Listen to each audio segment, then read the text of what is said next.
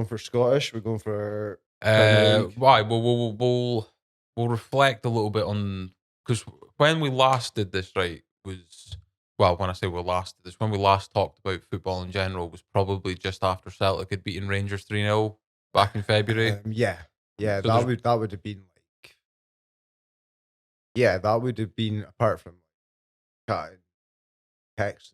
That was the last podcast. Let's bring it a bit closer about it. There we go. But aye, so there's been 3 old firms since. There's a lot happened. Celtic, some crazy shit happened. Yeah, there's some fucking absolute danner shit happened. So as of just now, Celtic are playing Hearts, currently 1-0 down. But just double check. Yeah, we'll fact check ourselves here. We don't want to be spreading any misinformation out there. Oh, it's 1-1, Maeda.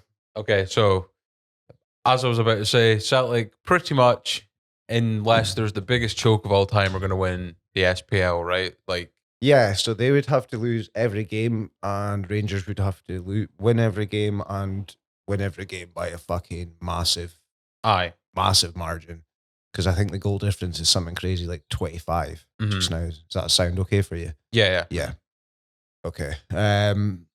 But yeah, there's been absolute madness, especially with what's happening with Rangers. Like that's like, even as a Celtic fan, I can't deny that. That's huge. Like that's absolutely massive. And it's not even like 2008 pissed me off when they got to the final, because they absolutely just shut house their way to that fucking final. It just like, it was the worst kind of football you've ever seen. But Fort in Lisbon, I remember that one. They had like I think 2 or 3 penalty shootouts. Yeah, Fiorentina, I remember that one. They had Jean-Claude Darcheville up front. Yeah. Who was just like, he was an absolute unit, but he couldn't play football. Yeah. Like, he just hold up the ball and let these players run in from behind him. They had Nacho Novo, who was playing at about like 32, 33-year-old. Daniel Kuzan and people like that as well. Kuzan, Kevin Thompson, Davey Weir, Barry Ferguson, Neil Alexander in goals. Like players like that. But this team's different. Like this team's totally different. And I don't think they would have got there under Gerrard.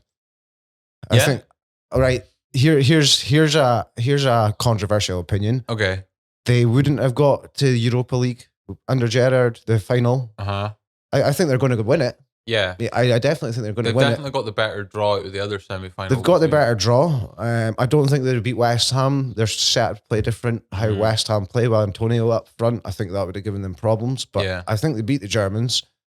There's no denying that's good for Scottish football. Yeah, like, 100%. I'm a Celtic fan, but like that's massive. Two teams in the group stages next season, without a doubt. There's no denying that. No ifs and buts. No, that's an instant £80 million into Scottish football. Yeah, like, which you can't like. What just the shake hell? Your head at, no, that's unbelievable. But like, it's a different team. Gerrard wouldn't have gotten there, but Gerrard would have won the league. I think. Yeah, because me and Jamie, one of the guys that does the podcast with me, is a Rangers fan. We were talking about this. That he thinks that's.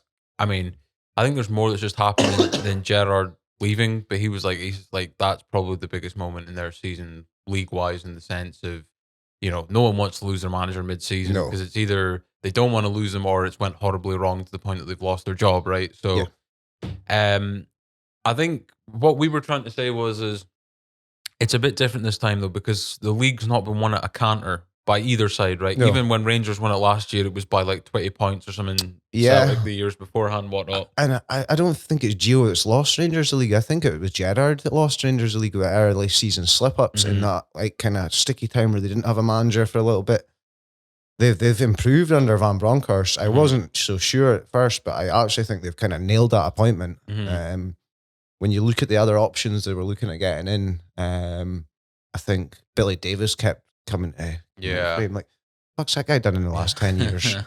Like, just because he's a massive Rangers fan, I don't think it makes sense. Like, but like everyone doubted Ange at the start of the season, and look what's happened.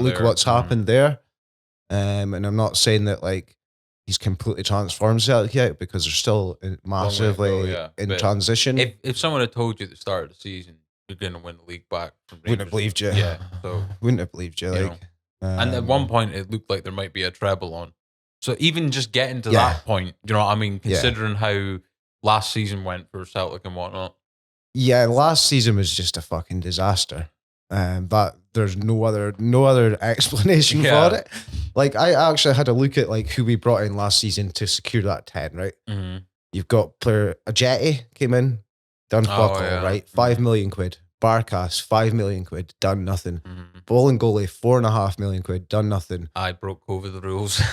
Sorrow, 1 million quid, right? Okay, 1 million quid's not a lot of money, but he's still been absolutely shit. So that's 15 million quid on 4 players who were meant to get us 10, and that's 4 players that are quite happily let go for free right now. Yeah, exactly. Mm-hmm. Like, and then there was like the holiday in January, and Lennon and Brown were there toasting was a pint and whatnot, and and it kind of went shithouse wrong because Lennon should have walked out. Mm-hmm. But he didn't. He did the whole Ollie thing where it's like, I'm riding it till the wheels fall off. Yeah, well, there was a clause though that if he'd got sacked before 10 in a row, that he was due, I think it was like £100,000. That's a substantial amount of coin then.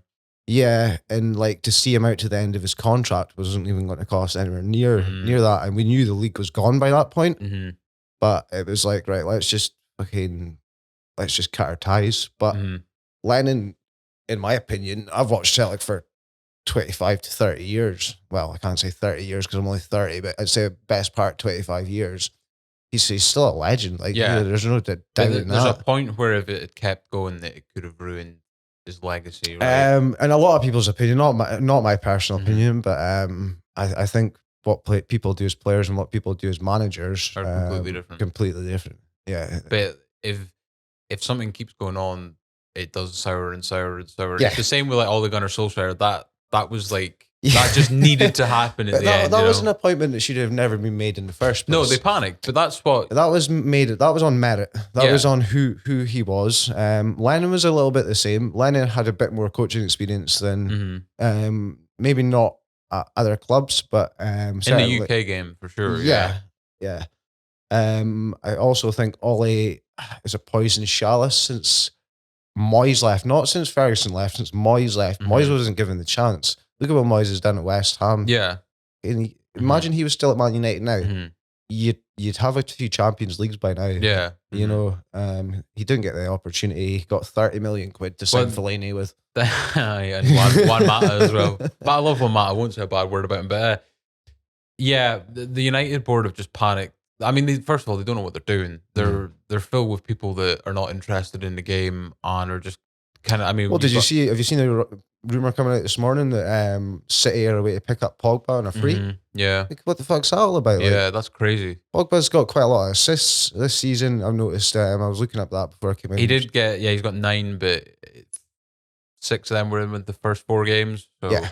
It's the Berbatov effect, right? Like Berbatov would score 21 goals, but all 21 would come in 3 games. Berbatov is an absolutely filthy player. Yeah, he was. He was just like the best first touch you'll ever see. Yeah, he was kind of like an underappreciated Zlatan type figure, weren't he? Because he wasn't like the hardest working, you know. I even think he was silkier than that. Zlatan uses his strength a lot. He would just take one little touch of a ball and it would be round a guy. The Berba spin against West Ham's the one that I always remember on the touchline. It's like if there was a ball coming in for him for 80 feet in the air and he's one-on-one with a guy on his back, like good luck to that guy on his back, like because he's just going around him and you don't know how he does it. But there's not a lot of players in football like that. Yeah. I can't think apart from Zlatan of one in a modern day game just now. Lukaku should be like that. Yeah. Why is he not like that? He should be able to take a ball in for anywhere. Yeah. The size of the guy. Unless he's just playing in Italy, in which case I think he needs to go. Like that's what kind of derailed Chelsea's season, that situation, because they looked like they were going to be a Havertz serious has contender. Ridiculously shit Rudiger as well. He's not going to be. I think on he's been one of their better players this season. He's going to Real Madrid. Yeah, that's what I was saying. Yeah. I think that's a massive loss for Chelsea. Oh yeah, huge. When you look at who's left, they've got Silva. Fair enough, Reece James is going to say, but Reece James is like the 3rd best English right back just now. Not even talking about anyone else in the league. Alonso's leaving as well. They've got Chilwell, but I think Alonso's a huge dressing room presence as well, isn't he? Azpilicueta's Chilwell, did you say? Chilwell's not leaving, but he's in their squad, obviously. Yeah, he's I think he was he's a bit like the Riyad Mahrez effect. You have one good season with like a top 6 or 7 team, and then The hype's a bit over the top. you get a big 3 or 4 move, and it doesn't quite work out. Look at Mahrez, the money that was spent on him. Mahrez, I think if he'd went to a PSG, or you'd have like a Di Maria effect going on. Do you think it's kind of the same that's what's happened with Jack Grealish in the sense of big fish in a small pond to small fish in a big pond? Just being a massive Jack Grealish fan, I think he'll come good yet. Yeah, I think he's a special player as well. Don't get me wrong, but like, I just don't think. Look at he was a focal point at Villa. Yeah, whereas he was the main guy, wasn't he? Nobody's a focal point at Man City unless they get in Haaland, I think. Which they will. Yeah. Well, I don't know. It's looking like Liverpool could be on a fucking absolute tear with this transfer. Yeah. And if they get Diaz and Haaland, they're what the fuck? I think they're going to buy a midfielder though. That that Tchouaméni guy at Monaco. You play Football Manager, you must know. Yeah, I mean, he's unreal. He's whatever he's going to want to be. I think he's probably second choice. I would go with Declan Rice over him. If I was 150 million though, wins you the league for the next 3-4 seasons, it pays for itself, doesn't it? Suppose, yeah. So right. Well, so we'll go back to kind of Rangers. Unbelievable. What they've achieved. Good team. There's not a bad player in that team. I don't like players like Scott Arfield, because Scott Arfield, when he came up to Scotland, was going to set the place on fire, and he's still fucking waiting on it. That's what my pal said the other day, and I laughed, but it's absolutely true. Like, Stephen Davis was another one that supposedly come back to Rangers and was just going to like. You ever seen that video on Radio? No, not video. What we're talking about, Radio Clyde, the segment where they have the Celtic fan on, and it's when Rangers were like about to win the league or something. He was like, "I don't even care about COVID at this point. COVID's came and gone. What I care about is Scott Arfield saluted his fucking way to a title." You know what I mean? I love some of the absolute meltdowns back and forth between the two sides. It's amazing. It's for if anything, it's brought back the rivalry. It's fucking great. Like, because it definitely diluted itself when they were out of the. Well, I was kind of thinking about that the other day, and it's like people used to say, "Are you not tired of winning everything?" It's like, no. Why would you be tired? Like, that was their own fault that they went down. Like, I get there was a league vote and all that kind of stuff to sort it out, but their finances had been handled by them, and they got them that bad. Yeah, like, and if Rangers hadn't got that run this year in Europe and got that Champions League money next season, there was a lot of rumours, and not just from like Celtic fucking camps, from within Scotland, that they were going to go the same way again. But this money will sort them right out. I think I looked it up the other day. So you get 8.5 million if you win. If you win it, 4.5 million for a runner up, and then you get 3 million prize money on top. You get 20 million for the Champions League qualification for the group stage. You get £1 million per point in the Champions League, in the group stages. There's also additional, if you make it through the group stages, there's an additional 11 million chance for 11 million television revenue that comes with that. So all in all, you're talking about 50 to 60 million for teams that only spend 10 million a season, like each. What's that going to do to the league? Like, but I just hope that like you've got a lot of fringe players at Celtic and Rangers who don't get a chance, who would be stars in other players of like, help the league out. Put these players out within the league. I mean, look what's happened to Aberdeen this season. These were like, look what happened to Ryan Christie at Aberdeen. Yeah, he went and set the place on fire, mate. He came back to Celtic. He got fair enough, it's £1 million move, but Celtic have just got another 2 million from that because Bournemouth got add-ons and stuff like that. Yeah. Scotland International. Inverness. He started at Charlie Christie's son. Ben. When you loan out within the league, it benefits other teams benefits the league, benefits other teams in Europe. So why can't Celtic and Rangers do that? I'm all for this, like B squads being involved in the cup. Yeah, like the kind of Johnson's Paint Trophy type model they have down south. Yeah, brilliant. Like, all for that. But no, it's been a brilliant season. Can't deny that. Like, that's been the best season in years. Mm-hmm. Like last season was an absolute disaster. It was a brilliant season for Rangers fans. Yeah. But they can't. But from a neutral point of view and competitive point of view, it's been great. And it's got to attract interest in the league. Yeah. Like, we've got just now the shittest deal in league history with Cinch. It's like ridiculously like the TV money and that. bad. Like, Rangers have blocked out did you see they blocked out for interviews, they blocked out the Cinch logo because they had this massive falling out with Cinch. Mm-hmm. What happened is, obviously, they didn't want the sponsor in their league. There was a separate argument. And yeah, they're within their rights, but I think if you're doing that, you surely got to give up your money that you're getting from the sponsorship. If you're not willing to sponsor them, that's the point of sponsorship. Yeah, you know. Jesus. I heard a thing where it was like a United Liverpool game, right? And Liverpool are obviously like a top team again now, but both these teams have had periods of mediocrity in the last 10 to 20 years. That game alone, right? And these derbies, you're on about 4-0. No. I'm not talking about a specific game, but I'm just saying one game between United and Liverpool makes them more money than what the Old Firm will make in an entire season. That's crazy. Yeah, that's disgusting. And like the Old Firm is probably a bigger rivalry. I think if you asked any player who'd played in the Old Firm, and God, that is our goal in this podcast, to get any player that's even sat on the bench in an Old Firm onto this Craig podcast. Beattie, where you at, sir? Yeah, no, don't come on here, mate. I will slaughter you. As simple as that. Worst player I've ever seen, hands down. But if you ask any player who's ever played in an Old Firm, I reckon they would say that's the biggest rivalry in the world. Mm-hmm.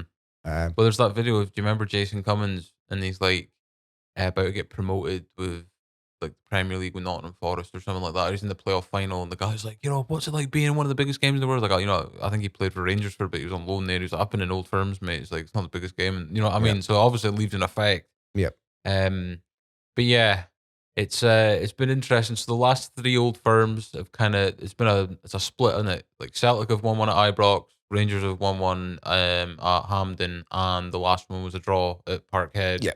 So it's actually that's been the whole season. So there's been 2 wins for each team and a draw. Mm-hmm. I couldn't tell you the goal difference or nothing. I think it would be maybe slightly in Celtic's favour, not much.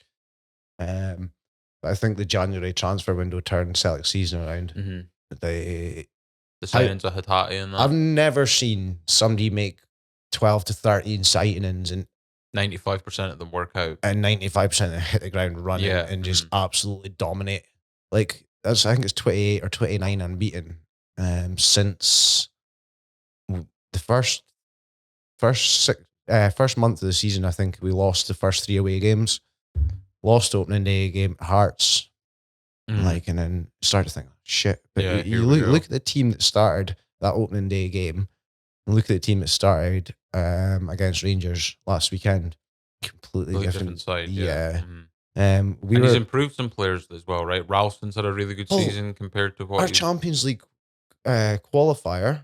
We had Owen Moffat and Nir Beaton as a double pivot, as a partnership. Like, what the fuck's that all about? Like, I want to see players like Turnbull get more of a chance. I'm all for Scottish players getting more of a chance. And Celtic had to wait for that signing, right? Because remember, they wanted to sign him the year before, and then they got that injury. Yeah, he got bad injury. Yeah. And then he's just got another bad one. It's, I think today he started, and it's the first time he started since the League Cup final. Yeah. So that's 4 months. Yeah. It's his knee, isn't it? Something like that. It was. Yeah, and he's a young player, so you need to manage that injury well. If you completely knacker his knee, he'll be gone by 27. Yeah. I mean, look at what happened. Well, look at what is happening. Like players like Marcus Rashford at the moment, like he got played through injury for 3-4 months. I think he's played out of position. And yeah, I think there's too much work required of him out on that left-hand side. I think, see if you put him to like an Arsenal where there was word of him going, put him up front. Yeah. It's like banging goals. Yeah, there's been a lot of hamstring injuries at Celtic because of the way that Celtic play football.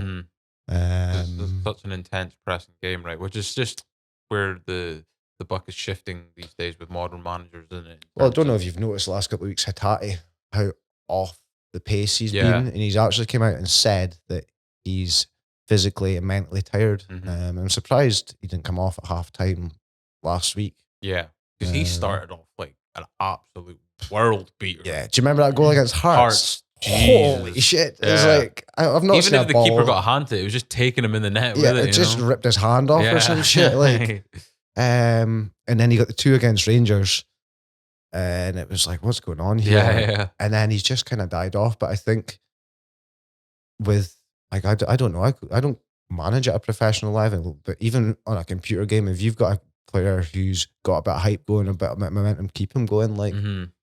If it's not broke, don't fix it, No. right? not exactly, but now it's broke. Yeah, so fix it. But he's dropped them today. Started Turnbull. But Rangers, yeah, they're good luck to them. Like, Mhm. honestly, I'm not even like everyone's like, oh, I don't give a shit. Mhm. See, if it was my team, I'd want them to fucking win. And Yeah. yes, it is a bigger achievement than Celtic win the league. Mhm. I've been asked that question. Yes, it is. Yeah. There's no denying that. Mhm. Like, Celtic has won 10 in a row, not bigger than that. Yeah. But we didn't win 10 in a row. We've accepted that. But if they win the Europa League, that is definitely bigger because it also puts you in Euro Super Cup. Mhm. And that's So they'll either, be playing the Champions League winner. They'll be playing Real Madrid or Liverpool. yeah. By the What's way- your prediction for that? I hope that Don Carlo's gonna get it done, but I think Liverpool will win.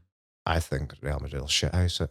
You think so? Yeah. Benzema with I can think- see it. I can see it being like a fucking like Casemiro goal or something Yeah, like that. like the shittest tapping you've ever seen. Just like out of nowhere, or Bale comes off the bench in the fucking 85th minute and hits an Oh overhead no, kick the or overhead something. kick again. The last thing that he ever does. Jesus, but it's what do you make of the Man City game the other night? Speaking of Real Madrid, that was a bit nanners, wasn't it? So it was when the guy in the commentary says, "Oh, there's Real Madrid fans starting to leave." Yeah. and I'm like, I've watched Real Madrid for like 20 years. Yeah. Never leave. No, like exactly.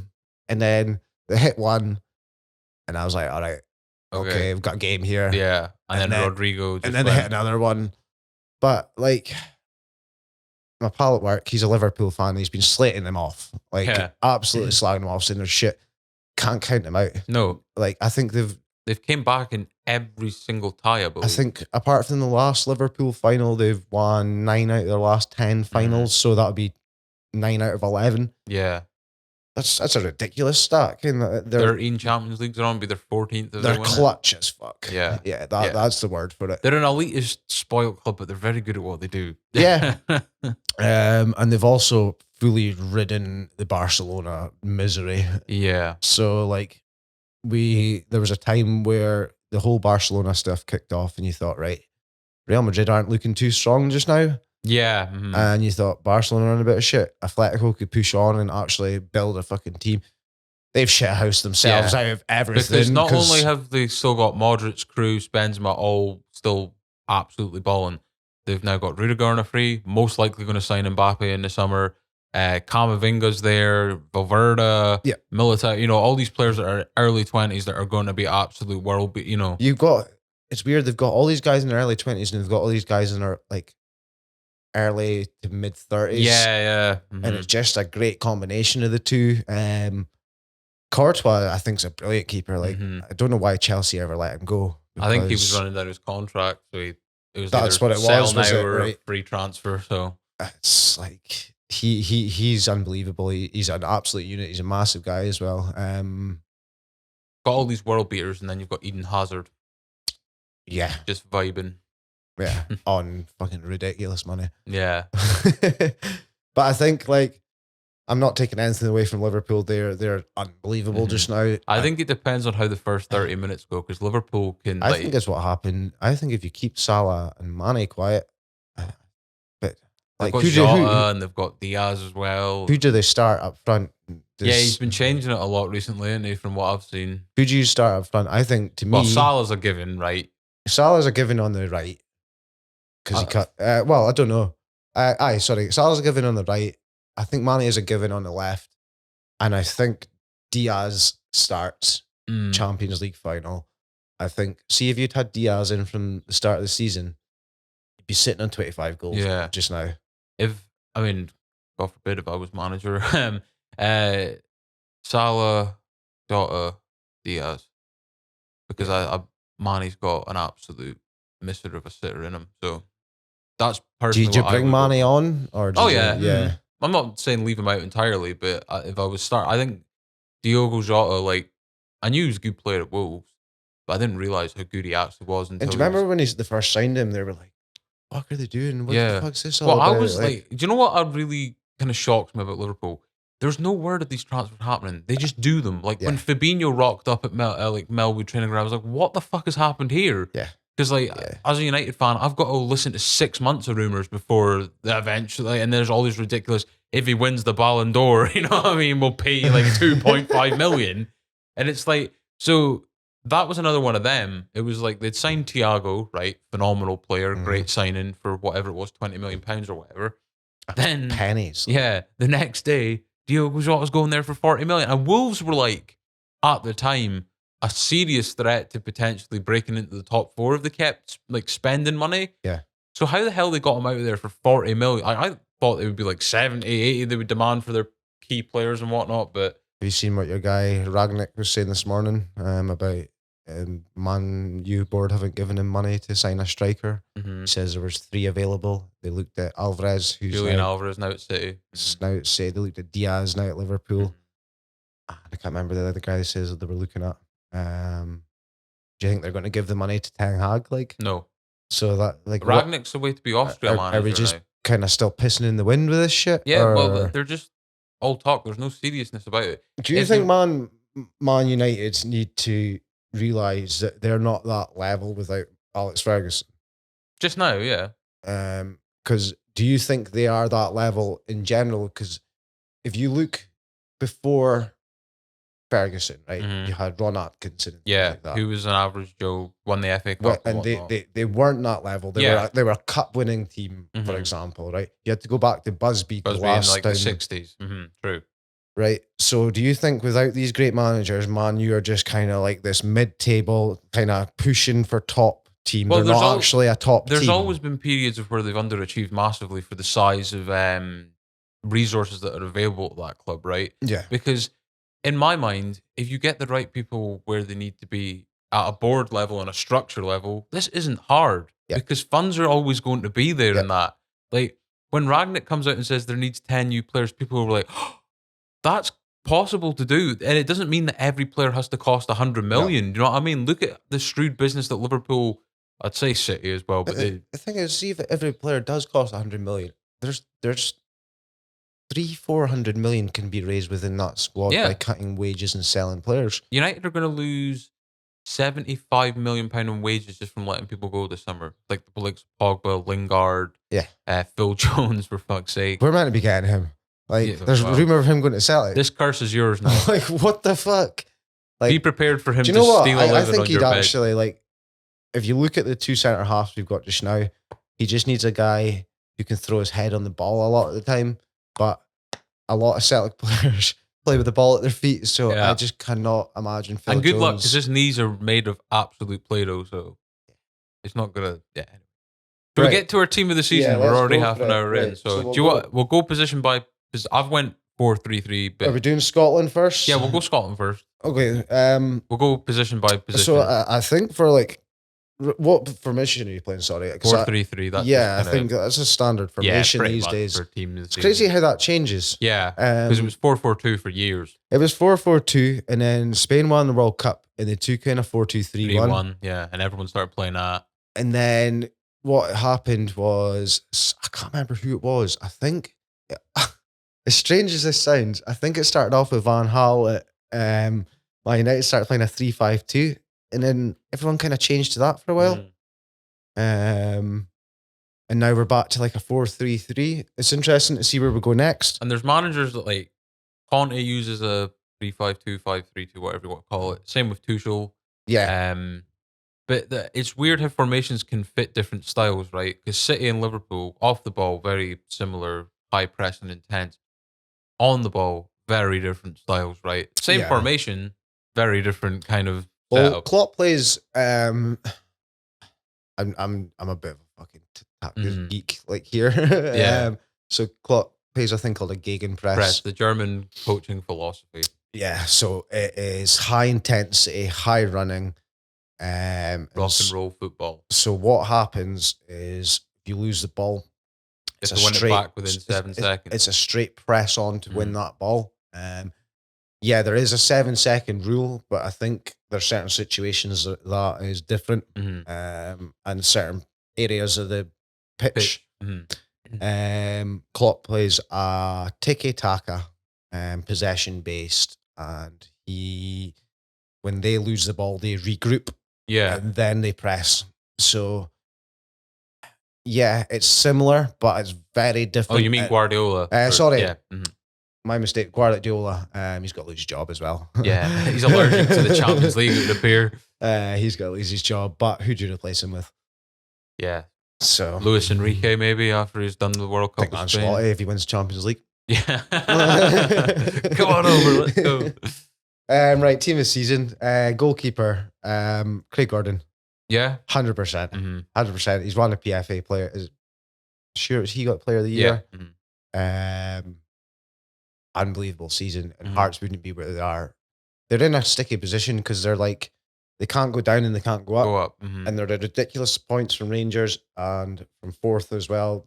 They're clear. Yeah. They're in a cup final as well, obviously. Yeah, Andy Halliday doing the whole John Terry in his Rangers kit. How weird was that seeing Terry at the fucking Old Firm for a... Did you see the guy on Twitter? Fucking brilliant. He was like, I named my son after you, you fucking scumbag. He's like, I can't believe it. And then there's like people underneath, like, just read his book. Him and his brother, like, one of them's a Celtic fan, one of them's a Rangers fan. And it's just this massive rivalry they had with each other. Like, oh, well. But yeah, Craig Gordon. Went the same on that one. Yeah. Been through the Scottish League for years. Obviously had that stint down in England with Sunderland and whatnot. That was a £9 million move. Yeah. Big move at the time. Big move at the time. It was 2007, something like that. Especially from Hearts. But yeah, they had that, like... That's when they were on about them going to Celtic with Presley and Hartley. Aye, because that was the year that Hearts were in the title race. That's the last true team to actually Paul Le Grenier. Yeah. This is when they had that crazy Russian dude that's like, Hearts are going to win a Champions League. And everyone's like, what the hell is going on? And I thought they were going to win the SPL at one point. And then Celtic were like, see that spine of your team? We'll be having that. Aye, so he had control of the Lithuanian stock market. So what had happened is he bought a bank and he set up another bank and he charged the interest rate from one bank to another at a ridiculous rate and then fucked about the stock market and made billions. Genius, like, if you control the stock market and all the banks, then like, you do what you want. It didn't go so well for him at Hearts in the end, though, right? No. You weren't winning the Champions League, even though... So if you listen to any of the Open Goal Hearts players podcasts... No. They had 87 players turn up for pre-season one year. Wow. And there was like 43 Lithuanians in there just out of nowhere. Like half of them couldn't speak English. And Christ. yeah, and they went through like something like 20 odd managers in the space of 9 years. Aye. So like ridiculous. And there was a point where he was going to manage the team himself. Yeah, and he's got full control. So that's like when the Cardiff owner was like, I think the goalkeeper should be scoring more goals. Like, what the fuck is he not pulling the weight? I remember that. You know what I mean? Never seen the game in his life. I'm all for a sweeper keeper, but for fuck's sake, like Manuel Neuer, where are you? Right. So defense. What got for defense? Right. I've got James Tavernier at right back. Yeah. The only other competition you've got is Juranovic, and had a brilliant season, but Tavernier's goal and assist is just through the fucking roof. And you can go on about penalties all you want. Yeah, they've had a shitload of penalties and he scores a lot of penalties, but there's more to this game than that. Yeah. And top goal scorer in the Europa League. Yeah, I'd be pissed if I was a Rangers fan if he goes to like a Brentford for fucking 10 million quid. Yeah. Because I can see that happening, you know, that's a ridiculous thing because I don't think he's a captain. I think, like, if you're looking at that team, I think Ryan Jack's that captain.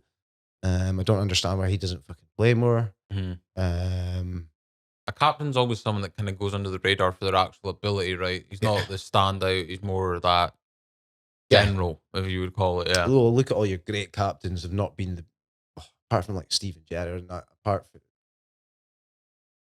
Oh, it's alright. It's the washing machine. Right. Don't worry, we're not going to blow up in a second.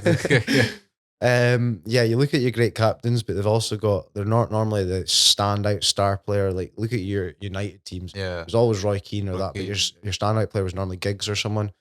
Listen to his brother's podcast the other day on James English, by the way. Wow. Yeah. Whoa. Wow. Yeah. No shame. Yeah, and it was when he named all the other football players, and I was like, wow. Yeah. Phil Bardsley. Phil Bardsley, Danny Simpson. Dwight York. He named a guy that played for Reading, John Oyster, and he was like, yeah, this guy was getting... 2 seconds, I'm going to switch that washing machine Yeah, off. no worries.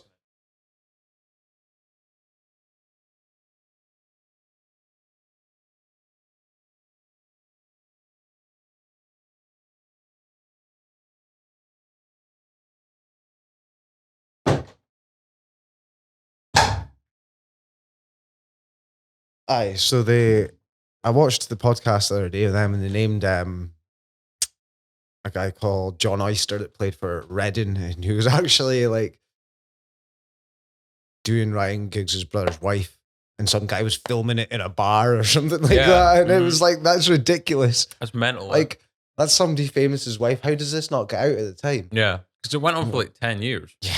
Because it was the whole Imogen Thomas thing that rumbled him. And it was illegal to say Ryan Giggs for a day because he got that super injunction. And then... We're going to get shut down, yeah. man. That came out, and then the day after, she sold the story to The Sun. 100 grand. Yeah. 100 grand, like. Yeah. Right, so we get sidetracked. Yeah, that was some branch.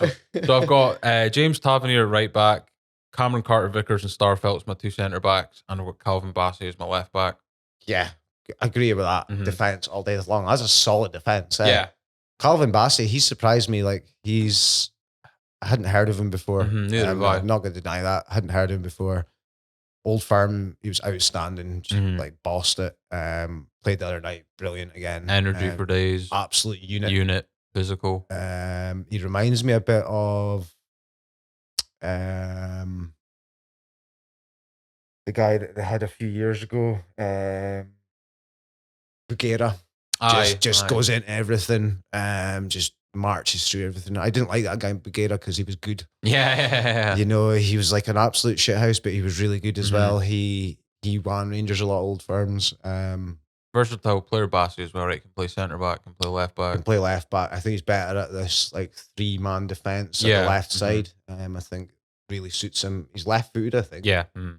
The other two, can't deny that. Like, Haven't put a you foot wrong. look at Rangers defense. Who else have they got? They've got Goldson. The other centre back. Is that Helander guy still there? Helander and Balogun. Mm-hmm. I don't think they've had a particularly strong season. Goldson, I think, has been really off this season. Whereas Carter Vickers, standout player of that defense. Out of them four, I think Yeah, he's the main one. He was the one that I knew was going in, along with James Tavernier or Tavernier, however you say it. Yeah. Puts his head on everything. Yeah. He's like that Vidic character. He'll put his head where other players won't put their feet. A little bit, yeah. Starfelt, he started off a bit. Yeah, I dodgy. I thought he might have been a serious flop because he had a really tough time in that Hearts game when John Suter scored the winner, who's signing for Rangers on a free in the summer, I believe. Good signing. Great signing, yeah. If he can stay fit, obviously. Seen his brother, Paddy Suter, 6'9". Nice. Stoke, is it? No, Dundee United or whatever it was. But he's actually ended up playing for Australia. Oh, really? I'm sure he's like pledged allegiance to Australia. So that's another one we've lost out on. But we got Lyndon Dykes in exchange, so that's a decent swap. Like, we'll take that. Swapping deals with the Commonwealth. Jesus. But yeah, Starfelt, he did start off quite dodgy, but he's came good. Settled into it now. Mm-hmm. Yeah, I think he just needed to get that understanding that he needs to play with the ball at his feet. Yeah. Get used to the league and stuff like that as well, right? But I think I'm kind of going to put this on to the next player. I think them two players don't play as well without Cal McGregor playing in front of them. I think out of and he's the next one in my team. He's got player of the season, is it? Or so which it was Craig Gordon got writers player of the year, and Carl Mack got players player of the year. Okay. yeah, I don't think them two play as well without him kind of coming deep to get that Mhm. ball. A possessional pivot, right?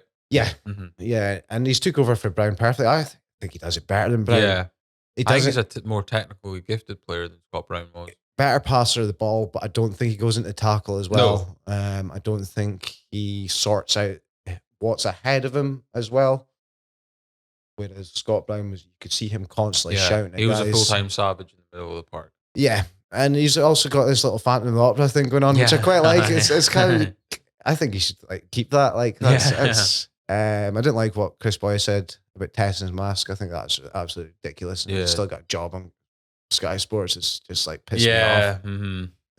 off. I think like if you're going on about like he says there was no malice involved, but you're honestly the guy's just broke his fucking jaw. Mhm. Like, and you're on about testing his mask. Yeah. Like, it's not He's- boxing, man. Read the room, yeah. Again, like you know, remember what happened to Duncan Ferguson?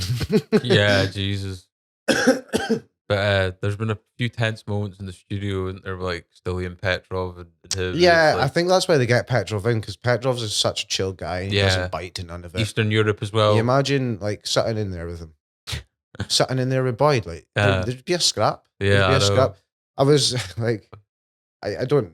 I'm diehard Celtic. Like I've actually got a Celtic top on today, but like it made me smile seeing Ali McCoist the other night. Mhm. I thought that was absolutely brilliant because I like Ali McCoist. I think he's like one of the great guys in Scottish football. Yeah. When Fantastic commentator as when well. he commentates on games, it's fucking hilarious. Yeah, like it's amazing. He makes observations that no other commentator makes, and it's Because he's just a fan, right? Yeah, Like there's no corporate, I'm working for Sky Sports bullshit. yeah. Like when Scott McTominay scored that last minute goal against who were we playing? Israel. Was it Israel? Aye. Yeah. And he's going, you know what I mean? Like he's going absolutely crazy. And you seen it the other night when his team went through and whatnot. So you got to respect it, and it's always a good time. It's more entertaining to watch. Absolutely. Like I don't know if you ever watched darts back in the day, but like, do you remember Sid Waddell, the Yeah, commentator? do, like yeah. that made darts better. Yeah. You know what I mean? Like it's entertainment factor all around. Like, Ali McCoist. I was happy to see that the other night. He's as you say, he's got. It's when it like a guy will blow a sitter, and he was like, "What is he doing? What is he doing?" It's just like it's so straight to the point. Just instead of terrible miss, he should have done better. He's like, "What is he doing?" I think it might have bobbled up in front of him beforehand. Can I just add, Celtic should have killed off that game on Sunday by halftime. It should have been at 3 or 4-1. Maeda put 2, and Jota put a header clean over the bar. And then we're kind of lucky to get the draw second half, weren't they? Yeah, because Bassey hit one off. Not Bassey, sorry. Sakala hit one off the post. Joe Hart shouldn't have been beaten at that post that second time. He should have learned for that first one. And I'm not blaming him for the first goal, but obviously a keeper shouldn't be beaten at his near post. Doesn't matter if you're 21 or 35, you know. I reckon he's still in his prime. Yeah, he's pretty solid still for the hard times that he went through with like Pep, obviously kind of. Well, I was listening to Ben Foster's podcast, and he reckons he's still in the prime of his life, like going by what he's doing at Celtic. I mean, when did Van der Sar retire? 43. You know what I mean? So keepers go on and on. Like director of football at Ajax. CEO Ajax, yeah. So that's probably an honourable mention for the goalie. Said Joe Hart. Like, most clean sheets in the league as well. Yep. Which is obviously a testament probably to the centre back pairing as well. But yeah, I'd agree with that. I just don't think sometimes he looks comfortable with the ball at his feet. No, he's definitely. That's why Pep got rid of him, wasn't it? Because he didn't believe that he could do that. Rangers played that high press. Old Firm where they beat us. And struggled. He really struggled. And they also played John McLaughlin. Is it John McLaughlin the goalie is? Yeah, it's John McLaughlin. And I think that was a smart move by Gio because he is more comfortable with the ball at his feet than McGregor, and you can see that when Maeda was running in at McGregor's feet. It was the same situation with Joe Hart. I mean, Joe Hart and Alan McGregor, they're very good shot stoppers, right? They're that old generational keeper where obviously you've got the likes of people like Ederson coming through now that are that new breed of, you know, even like the keeper at Brighton and Brentford, I think it's Jose Sa. Jose Sa's, he's brilliant this season. Ederson, Alisson, Aaron Ramsdale, Mhm. like players like that. It's all about playing with the ball at your feet. You need to Yeah. be just as good an outfield player as you do a goalie these days. Mhm. And I think this old breed of goalie is dying out. Mhm. I even see that when I go and watch Elgin. Like, look at how much ball plays at the goalie's feet when they're at Yeah. Elgin compared to what it did 10 years ago. I watched Andy Gordon play for Elgin. 5-0, he got pumped in our first game. I can't remember who it was by. Imagine that guy playing with the ball at his feet. Yeah. And this is a guy that played for like Man United at one point. Yeah. Like, you ever seen his podcast on James English? Where he was No, like, I'm because he not. played for Rangers, he went in the United's dressing room and Roy Keane refused to talk to him, would not speak to him Nah, the entire time he was there because he played for Rangers. it's a bit like the Jimmy Bell thing going about just now. I've seen a wifey saying that he never spoke to her sister for 30 years. They stayed like 2 doors away, but she was a Catholic. Like, respect where respect's due, but this shit doesn't belong in football. You know? I mean, have you ever seen that bit on the Alex Ferguson documentary on Amazon where he's talking about signing for Rangers and Yes, his his wife's wife, a Catholic and they yeah, asked her where he got married. mhm. Yeah, I did see that.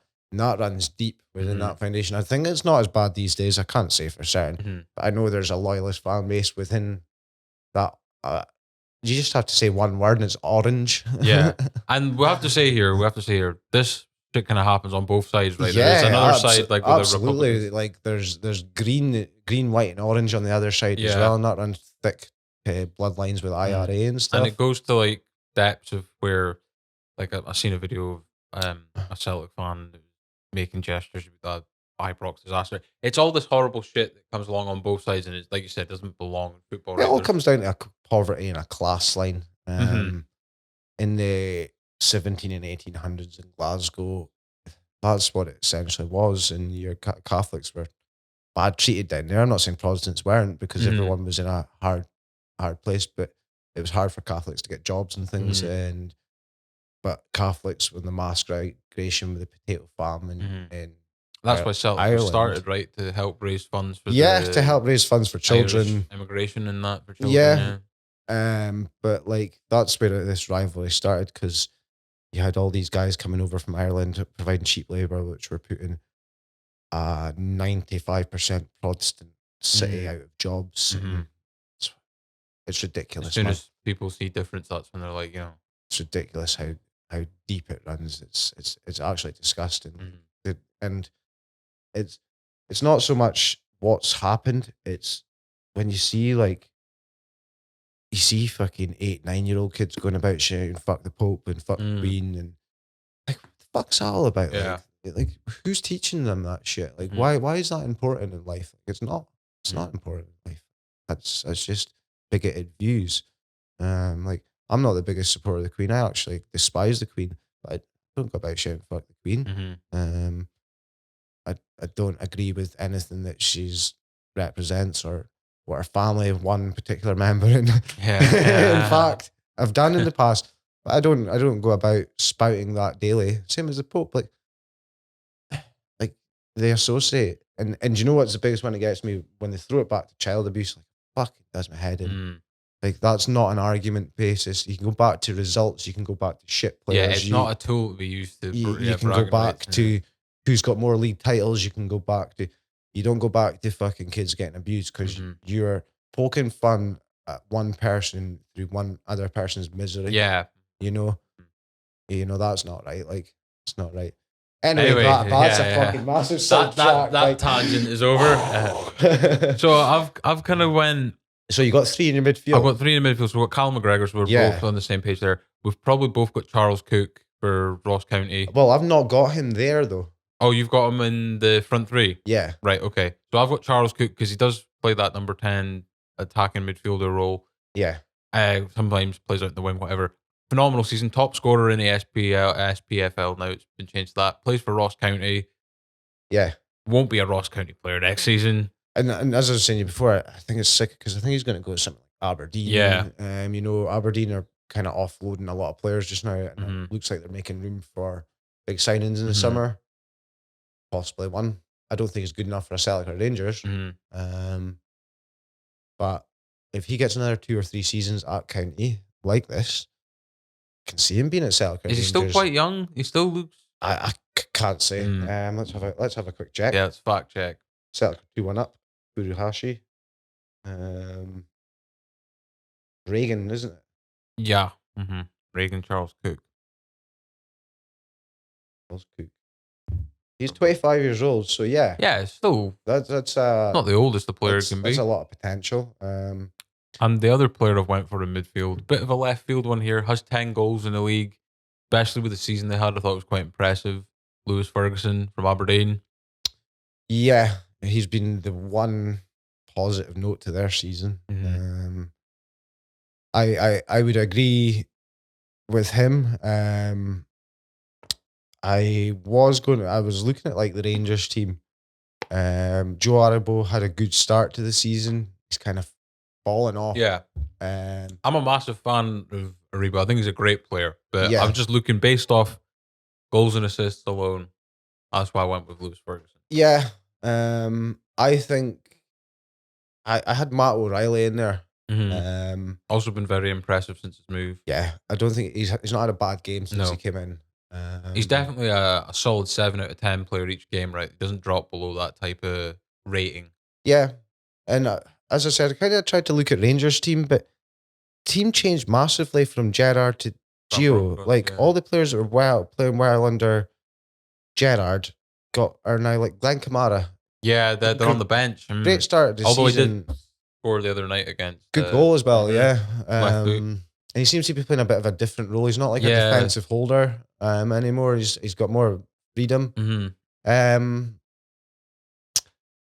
Yeah, I had him. And I had Roderick in there. I think Roderick's had the big game player Roderick, right? Season of his life. The start of the season as well, he came out and slagged Ange and looked like he was away. Yeah, that was a weird one, right? Because obviously compatriots, you would have thought 2 and 2 together, but yeah, he did have like a public spat with him a little bit. There was a lot of talk like he's only in the team because he's an Australian. And it's like, well, that guy scored the most important goal in that entire 9. Yeah, that cup final winner against Aberdeen. That because that changed everything. That changed everything. That's when we just went on and dominated Scottish football. Like such a big game player as well. Always seems to come up with I think of. Do you remember that goal? He's got 7 Old Firm goals. Yeah, one outside the box at Ibrox as well. Do you remember that screamer he scored at Kilmarnock as well? It was like last minute. Yeah, great player, big moment player as well.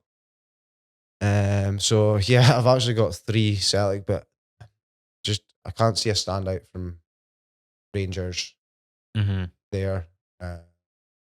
Mine is more biased, but it's going to be, isn't it? Well, my front 3. I've got a alternate 3 as well, so I've got like a little bit of a subs bench. So right, give me your front 3. So I've got Leo Labada. Yeah, agree with that. Morelos and Jota. No. So I've got Leo Labada. I was thinking about Jota, but he's just been too hit and miss for me. He's great for 3 or 4 games, and then he just disappears for 3 or 4. I'm desperate for us to sign him up permanent because he's only 20. Yeah. He looks 35. Yeah. he looks like George Michael. Teaching Zumba. Yeah. He's a bit like George Michael / Shea, isn't he? Yeah. Shea's older. Shea's younger brother. But no, I don't have Jota in there. I've actually got Ryan Kent in there. I think he's been a different player this season. Last season, even though they dominated, he wasn't part of that domination, I don't feel, or not a huge part of it anyway. I think he's been a different player, especially in Europe this season. He's turned his game on. I've got Leo Labada, and up front I've got Furuhashi because just that game, that was a tough one between Morelos, Furuhashi, and I reckon Giakoumakis. Yeah, if Kyogo had been fit the whole season, I probably would have went with him. I know Morelos, it's a bit of hypocrisy because Morelos is injured as we speak, but it's only been the last couple of weeks now. I was having a look, he's got 2nd highest goal scorer in the league up there and the assists as well. Yeah. I also think Barry Mackay would probably be an honourable mention as well at Hearts. I think he's had a pretty decent season. I think he's had, out of the side of the top 2, he's been signing of the season. Yeah. Yeah. I'd have him on maybe a 5 bench. My 3 bench would be Morelos because just Numbers speak for themselves yeah, sometimes, don't they? that's all it is. He's not been outstanding, but he's not been shit. He's Mhm. just been consistent. I think you've got to throw in Giacomakis Mhm. there because if he'd had a full season, I think you'd be talking 30, Yeah. 35 He's goals. had a few hat tricks, didn't he? Yeah.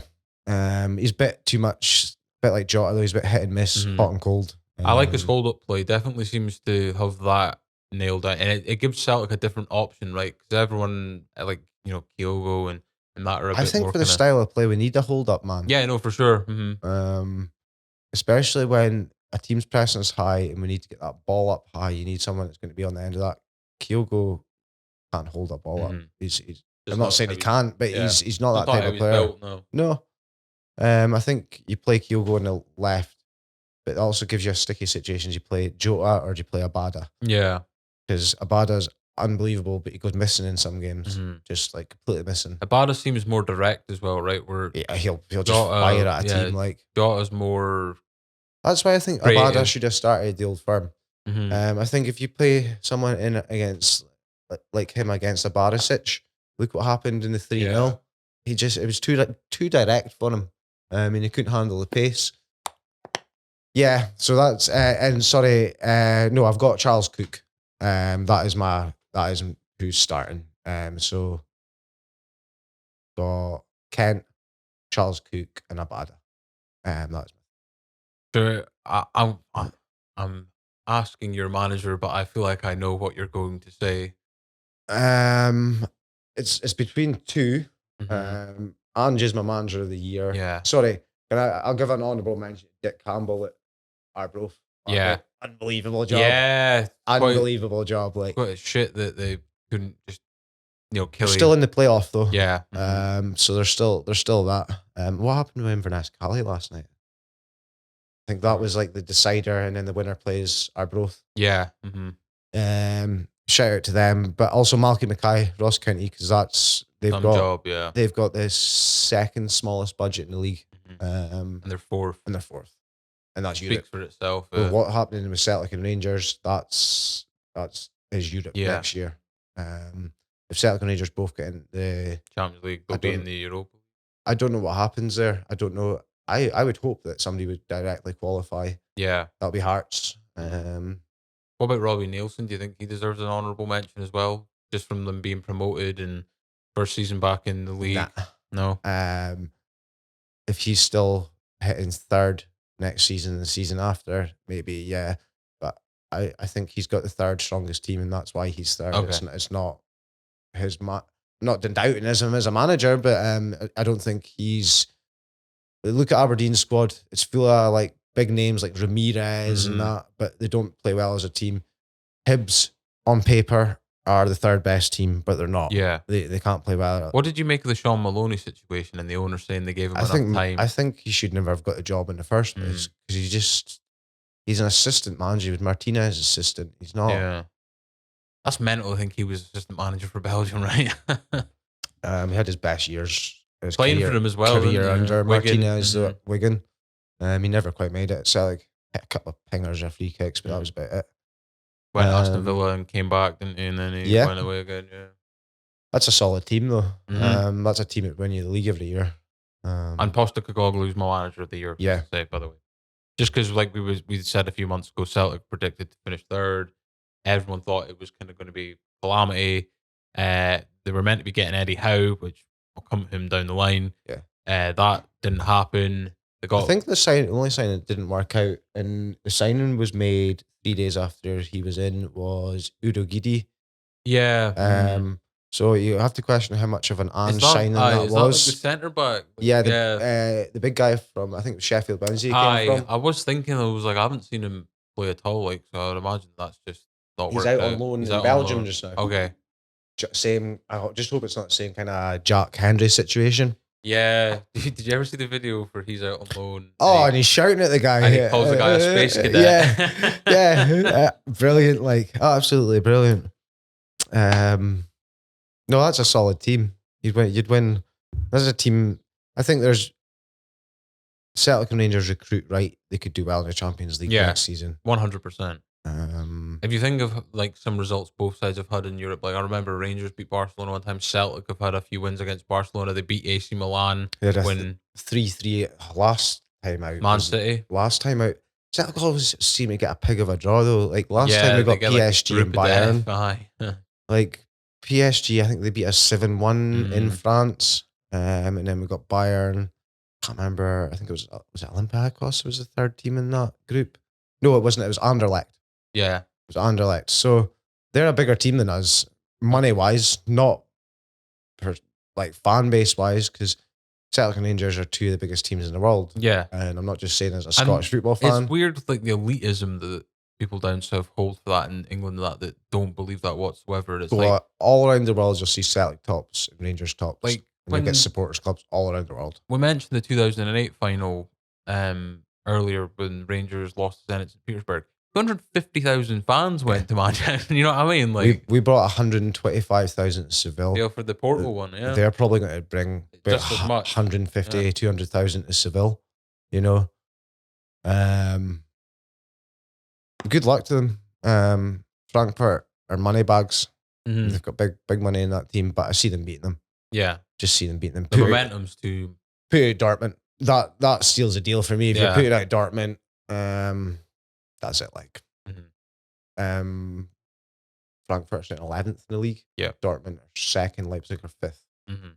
Says it all, really, doesn't Yeah, pretty much. it? But you also have the thing that Frankfurt got nothing to play for this season. No. So Rangers have And still if they got win, they get Champions League, which, like you said, the financial benefits of being in that, you know. huge. So Yeah. it's not cup football, anything can happen, but I agree with you. Did you see the tifos they had up for West Ham? Mm-hmm. God, Brutal, God save the Queen. Yeah, and brutal. forever throwing bottles. Yeah, brutal and fucking fights afterwards in the pubs and stuff like Just that. wait to see what happens. But Aye. I think Rangers fans need to watch because Celtic got an award from UEFA for their behaviour in Seville in 2003, like because there's no arrests. Mm-hmm. Rangers, I think, need to, after what happened in May in George Square, Mm-hmm. I think they need to, and what happened in Manchester in 2008, I think they need to learn massive lessons from that because it's not only that, it could impact your future ability to compete in Europe. Yeah. You've seen that before. Like, you've seen that. And look at how hard, like, the journey it's been to actually get back to that Yeah. for them. And admittedly, I will say the Celtic Seville situation, there's not much beef between Scottish and Portuguese people most of the time. No. Whereas England, Germany, Scotland, Germany, Yeah. that filters over with some of those religious tensions that we were talking about earlier. So there is does. more of an environment for that to happen. But I agree with what you're saying at the same time. Like, I think they just need to be very cautious. And, like, I'm sure it is just a minority. Yeah. No, 100%. You know, it always is a minority.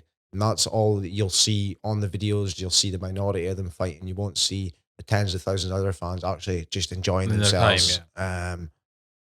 Yeah, we'll move on for that. Premier League team of the season. This was interesting. So I had a wee look at stats. I've got a couple of nailed on positions and I've got a couple I'm just like, don't know. I've gone 4-3-3 again. Goalie, who you got? Alisson. Ramsdale. He has been very good, hasn't he, for Arsenal? And Arsenal Yeah. at this moment in time, Or fourth. but it is Arsenal. And Yeah. Conte is the biggest shithouse of all time. And I said when Conte went to Spurs when they were like 8th, he's going to get them in the top 4, doesn't he? And Yeah. they've got to play each other. Mm. So it's really going to be Play dependent Man on City that today, game. isn't it? Tomorrow. Arsenal will do. Spurs. First, Thought it was let's fact check ourselves again. 3-1 Celtic. Leagues. Heard it here first. Well, you didn't because they've probably already lifted the title by the time this is out. But No, sorry, it's Man City Newcastle. Man City Newcastle. My mistake. Yeah, I think Ramsdale's been that he's got save of the season anyway. Yeah. I can't remember who it was against, but there's one of them that's just fucking unbelievable. And he kind of came out of nowhere in the sense he played for Bournemouth and he played for Sheffield United and did not look like he was capable of Bought being him for the- 30 million, and a lot of and people are everyone like, laughed because they "What sold the fuck?" Martinez to Yeah. Aston Villa. Ben White's came good. Mm-hmm. Kieran Tierney's having just he is that captain for that team. Bukayo Saka, If he Smith doesn't Rowe. go to Real Madrid, You know, there's still massive rumours of him going to That Real would be Madrid. absolutely unreal if a Scottish player went to Real Madrid. Yeah, Hopefully they don't give him the Gareth Bale treatment, but 15% we get. yeah. Trying to think who else they've got. Bukayo Saka, Smith Rowe, obviously. Saka's had a brilliant season. Smith Rowe, if he hadn't had an injury, he's had the same goals and assists as Havertz in half the games. And Havertz is still getting raved about as the best one of the best attacking midfielders. Odegaard as well has been great for them. Yeah, and I think in 2 or 3 seasons he goes back to a Real Madrid. Yeah. Because he was signed by Real Madrid at really young. I think it was like 15. Yeah. For Crazy. like not a lot of money. No. 2 million or something. Because I like know that. United were sniffing around there as well. Everyone was sniffing when he was young because he was playing first team Norwegian football at 14. 14, which is crazy. And it's not like he was just playing, he was dominating at 14. He played under Ronny Deila because that was his original coach, Ronny Deila. And I remember when there was all this rumour about him going to Real Madrid, and it's like, oh, they might come to Celtic on loan. And I'm like, what? What the fuck? He's going to get like 60 goals. But I think it was my dad that said to me at the time, he was like, he won't come to Celtic. I said, what do you mean? He's like, Scottish game far too physical for a fucking 15-year-old kid. Like, you just get kicked about the place. Like, and he's definitely been a slow build, right? Because he went to Sociedad on loan a few times. Yeah. He was away somewhere else as well. I was watching Spanish football a couple of years ago. Januzaj is still on the go. Like, whatever happened to that guy? Do you know when United played Sociedad in the Europa League last season, someone said to me, do you know what? Like, this is before they signed Jadon Sancho, whatever. Who was meant to play right wing, but basically whatever happened, if you're a striker at United or you're a right winger, you're playing left wing eventually. And then you're getting sold. Just seems to be some kind of bad habit, right? But someone was saying to me, it was like, you know, I'd take Januzaj back. And I was like, stop. Just stop right there. We've been memed before. We've got an £80 million refrigerator that's costed us every week. You know what I mean? Like, just anyway. But, so who did you, oh, you had Ramsdale. I've got Ramsdale for a keeper. That's a good shot. I didn't even think, I think I just kind of looked at the clean sheets and seen Alisson at the top and I've kind of, but I'll probably agree with Ramsdale, to be honest. Jose Sa, another one. Yeah, another great one. Probably, he had to step in for Patricio. He came from Olympiacos, which I know they're a good team, but they're not exactly world beaters. No. And he had to step in for Patricio to just kind of hit the ground running. Yeah. I think a lot of that's down to Connor Cody in the defence. I've heard a lot of people saying around the England camp that they're basically just going to take him to the World Cup. Doesn't matter if he gets a game. He's like the kind of guy you just want in the dressing room. He's like just salt of the earth kind of guy. Ruben Neves is world class as well at Wolves. He's going to get a big move, but it's just like when. I feel like he's got potential to be like Thiago level player, you know, like I can't believe no one's bought him yet. And there's heavy rumours he's going to go Arsenal, which would be. And I think he's got a minimum release on him as well. It's £35 million. 30 odd million, yeah. It's not a lot of money. Nope. You're looking at like, you know, today's market, you've got Pogba sitting at 60, 70 million. And you've probably got a better player there for 35 million quid. Can play in pretty much any system as well. Play for City, can play for Arsenal, can play for. That's the kind of player you see going to Newcastle, yeah. Yeah, I know. With Bruno Guimaraes, that's filthy. Yeah. They're going to drop 200 billion this summer on that squad. I'm going to make a northeast corner prediction. Okay. Newcastle win a Champions League before City. Could happen. Saudis don't fuck about, man. They will just spend and spend. And like, financial fair play doesn't exist. City proved that a few years ago when they broke it and then just got away with Newcastle win a Champions League before City do. I think it's in the next 10 years. Do you know, funny story where you mentioned the Northeast Corner there. See when like I started this and I made the Facebook page for it. I was having a look. Wait, anyone else took this name? And the only other page on Facebook that was called, it wasn't called the Northeast Corner, it was just called Northeast Corner. It was a football page about Newcastle United, but because they had been through so much shit over the years, it had like 70 people following it. And I was worried when they got taken over. Oh, it's going to get all popular in that now. You know what I mean? We're not even going to be the most popular Northeast Corner anyway. But I'll go with my defence next. So right back, pretty simple. Trent Alexander-Arnold. Yeah, I think if Walker had been fit the whole season, you'd probably have him a massive shout. Reece James. Also very good. Very good. Not had a full season again. Alexander Arnold, I think, apart from Sally's highest in assists. Yeah. The guy can ping a ball in from like He is anywhere. like modern day David Beckham. Yeah, I think he's better because he defends and he's quicker. Mm-hmm. You know? Well, he is. David Beckham's position, right, is basically what a wing back is now. The bomb up and back and down. I think there's closer comparisons in the league to Beckham. We've got Ward-Prowse. I think he's a more closer comparison. Set piece specialist. Better than Beckham. Mm-hmm. Guy can ping in a ball from anywhere. Beckham needed that magical 25 to 35 yards range. Anything more, he was going close and he might get it now and again, but look at how many free kicks he missed from that range compared to how many he scored. Ward-Prowse is pinging them in, and it's not even just the ones he's scored in, he's thrown in filthy corners like that are just, and you've got him in Salisu and Vestergaard went Bednarek. Bednarek, yeah. Are the two centre halves, two big ass centre halves are throwing themselves onto them balls. What's happening? You know, that's where they're getting. Him and Trent are definitely the two best set piece takers in the league. Yeah. And it's not even close. Yeah. No, I'd agree with Trent. Yeah. And if you look, how old is he? 23? No. If you look and see if he keeps going with Liverpool and the way they're going, he's probably going to be one of the most decorated players of all time. It'll be like, he'll be Maldini standard. Liverpool's version of Ryan Giggs without the whole. Yeah. You know, or maybe he will. Who knows? The whole 20 million league titles, like, and and shagging your brother's missus. Well, maybe it's not the greatest comparison, but anyway, tell time yet, Trent. Yeah. Did I ever tell you that when the Ryan Giggs thing was going on, there was a guy saying it's a Welsh winger and he's in the Premier League. I was like, it's Craig Bellamy. Yeah, it's Craig Bellamy. I remember you saying that. Just your hate that much for Craig Bellamy. You're like, it's got to be him. Dear. Do you want? Yeah. So, what have you got? Go for your left back next, because I've got Andrew Robertson. Got third highest assists behind Trent and Salah. So, been Mr. Consistent as well. Never seems to put in a bad game. Wish he would turn up for Scotland more, but I think he plays different. Yeah. For Scotland, he's not an out and out left back. He's a captain. He's expected to do a hell of a lot more.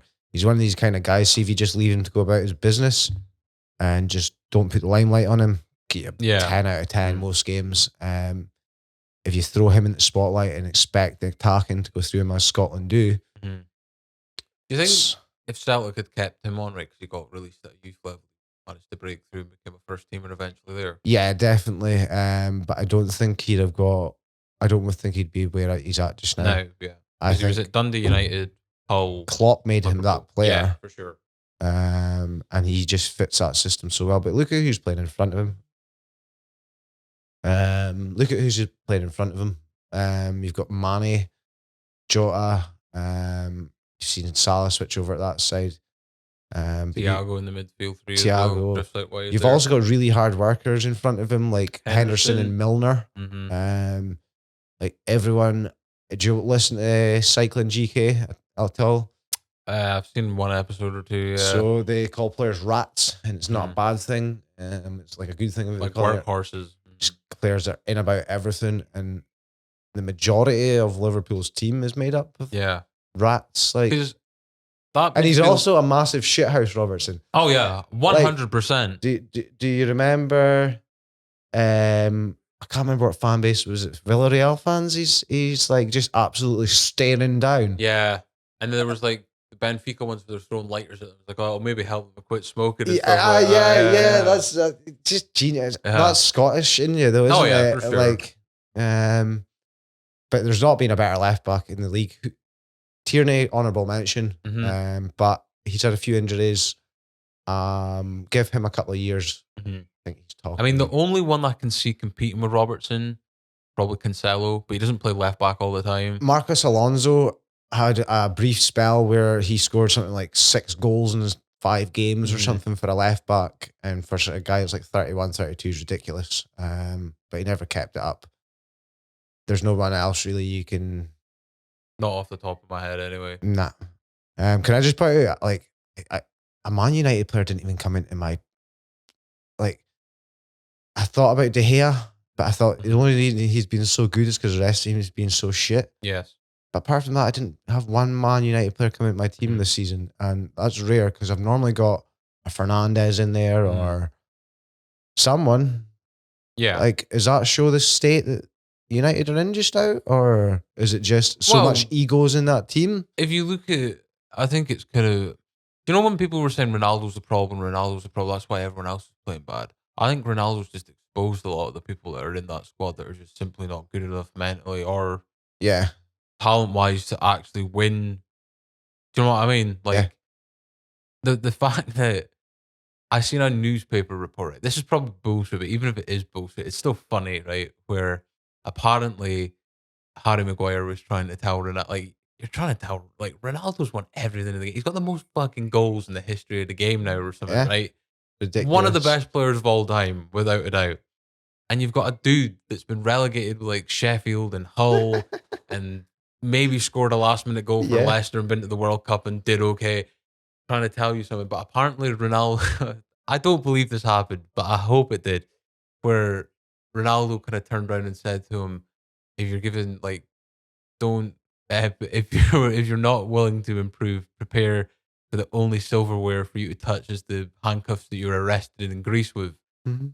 Do you know what I mean? I don't believe that happened, but if Holy it did, shit! that's absolutely hilarious. Shit. Do you know what I mean? It's one of the best comebacks of Wow. all time as well. It's true. How bad has Maguire been this season though? Like Crazy. ridiculously bad. I don't.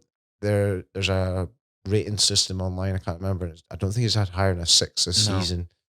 Um, And like he's not like they're gonna have to find a way to get rid of him because he's not going to play in a Ten Hag system. No. Like if you look at what Ajax do, ridiculous. you know, Yeah, like- no chance. He can't play with the ball at his feet. but the owners will be like, well, we invested 80 million quid, we want that. You're not gonna get that back. You get You're gonna have to take a 15? massive loss on that 15, 20 and just million. accept it because at least his wages will be gone and Yeah. you won't be rotting on the bench like Phil Bones has been doing for the last 10 years. I think they cover their losses by selling Rashford though, because they got him for free. You know? Yeah.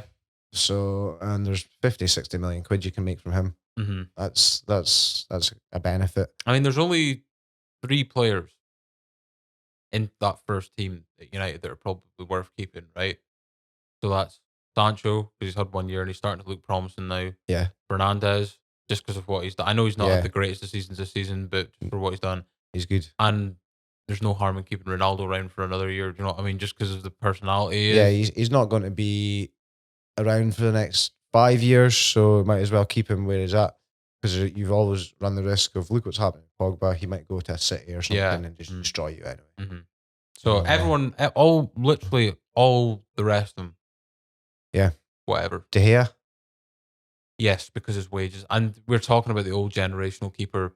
He's one of them. He's not good with his feet. He's not good Yeah. at delivering the ball. You've got to fit around what this new coach is going to bring in, and that's what. Yeah, look at the kind of balls Ederson pings about. Like he'll put a ball to a guy's feet 80 yards away. Mhm. And that's after fucking about. Look at he was taking balls on the line against Yeah. Liverpool. Like, what's that all about? Mhm. Like, yeah, unbelievable. Yeah, I agree with Robertson. Who you got for centre back? I've got a centre back pairing of Virgil van Dijk. Liverpool potentially still could win the league. He was injured last season, kind of contribute to their like tapering off period. I mean, I know they got in the top 4 in that end, but it was a trophy season for them. But him not being in that squad at the time was a massive part of that. He's back this season. See where they're at. They're potentially on for winning 4 fucking trophies. And I've got Antonio Rudiger as well. Okay, so I've got Rudiger. What season he's had? Mm-hmm. Kind of moved to Real Madrid at the end of Yeah. it, so that says everything. And Ruben Diaz,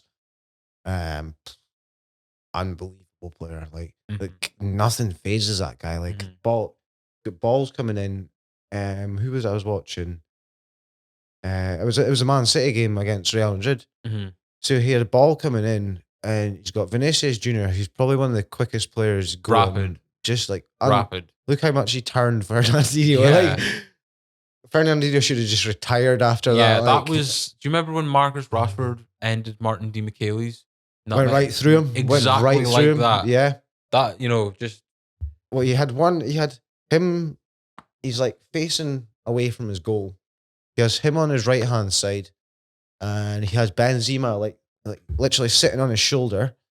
High ball coming in, he manages to like cut the space from Vinicius Jr., but also dragging Benzema over to take the ball and manages to beat both of them.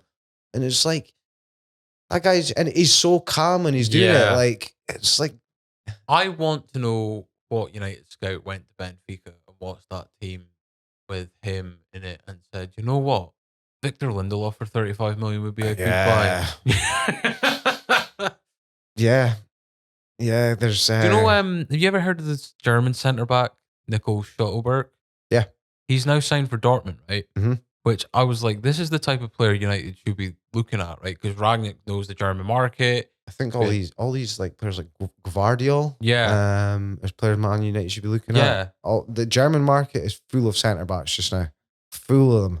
But United looked at Schottelberg and decided by his numbers that he was not good enough. I want that scouting team sacked because they're clearly not fucking good enough because he's absolutely mega. Do you know what I mean? Yeah.